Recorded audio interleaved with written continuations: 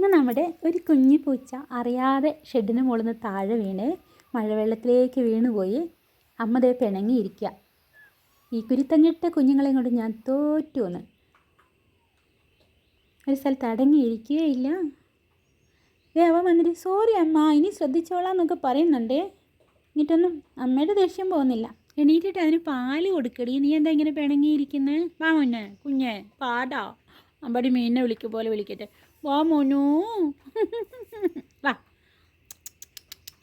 വാ. അമ്മ എന്തിനാ പിണങ്ങിയ മക്കളോട്? എന്തിനാ അമ്മ കുഞ്ഞിനോട് പിണങ്ങിയേ?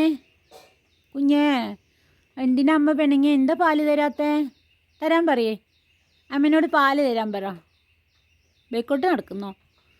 റിവേഴ്സ് ഗിയറാ? എന്ത് പറ്റി? ഓ അമ്മക്കുട്ടി ഇതേ പോയി. അതാട്ടാ അവിടെ താഴെ ചാടി. കുഞ്ഞവിടെ ചാടി. ഇവളിത് അവിടെ നിന്ന് എണീക്കുന്നുണ്ടോ? അത് ഓടുന്നു. മുൻപിൽ ഷെഡിലേക്ക് ചാടിയെന്ന് തോന്നുന്നു. ഏതാണെന്നറിയില്ല. അവിടെ ഒരു സൗണ്ട് കേട്ടു. അപ്പം അമ്മ അത് ഇട്ടിട്ട് പോയി. ആ